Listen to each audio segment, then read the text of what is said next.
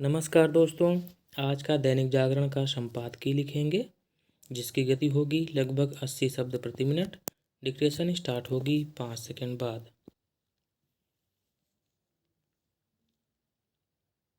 Start. यह केवल पश्चिम Asia ही नहीं बल्कि विश्व शांति के लिए एक शुभ संकेत है कि इजरायल और फ़लस्तीनी संगठन हमास के बीच समझौता हो गया।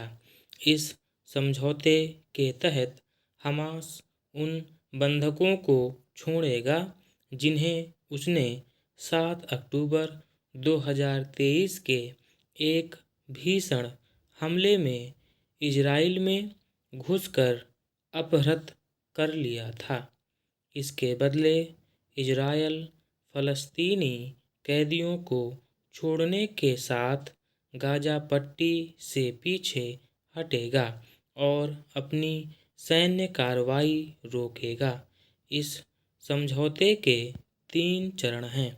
समझौता पूरी तरह तभी लागू हो पाएगा जब पहले और दूसरे चरण को पूरा करने में सफलता मिलेगी। देखना यह है कि ऐसा हो पाता है या नहीं।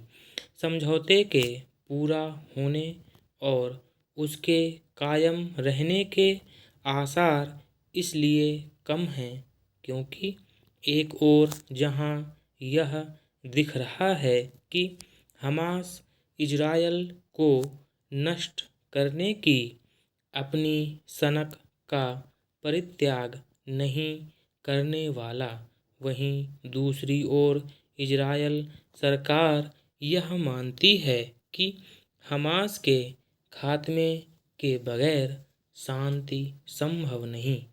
इसकी भी अनदेखी नहीं की जा सकती कि दोनों पक्षों के बीच यह समझौता पहले भी हो सकता था यदि हमास बंधकों को छोड़ने पर राजी हो जाता, लेकिन वह इजरायल पर कठोर शर्तें थोपता रहा।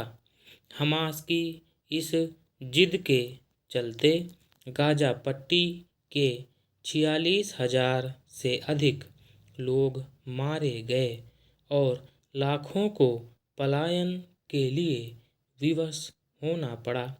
यह मानने के अच्छे भले कारण हैं कि यह समझौता इसीलिए हो सका क्योंकि डोनाल्ड ट्रंप अमेरिकी राष्ट्रपति बनने जा रहे हैं और वह हर हाल में दोनों पक्षों के बीच समझौता होते देखना चाहते थे।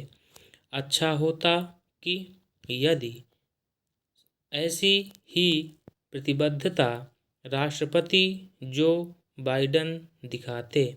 वह शांति और समझौते की बात तो करते रहे, लेकिन ना तो हमास पर दबाव बन सके और ना ही उसे समर्थन देने वाले कतर पर। बाइडेन इजरायल पर भी इसके लिए कोई दबाव नहीं बना सके कि वह ईंट का जवाब पत्थर से देने की अपनी नीति छोड़ें और अपनी सैन्य कार्रवाई में आम लोगों को निशाना न बनाएं। इसके स्थान पर वह इजरायल को हर तरह की सैन्य सहायता देते रहे। इसका परिणाम यह हुआ कि इजरायल यह जानते हुए भी गाज़ा पर अंधाधुंध हमले करता रहा कि वह इस तरह हमास को समाप्त नहीं कर सकता। निश्चित रूप से पिछले 15 महीनों में गाज़ा में जो तबाही हुई उसके लिए हमास ही अधिक जिम्मेदार है। यदि उसने इजरायल में घुसकर आतंकी हमले को अंजाम नहीं दिया होता तो संभवतः इतना अधिक विनाश नहीं हुआ होता।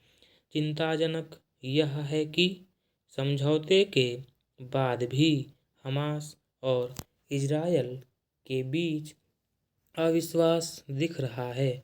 यह स्थिति कभी भी समझौते के भंग होने का कारण बन सकती है। इसलिए यह आवश्यक है कि सभी पक्ष यह सुनिश्चित करें कि ऐसा न होने पाए। स्टॉप।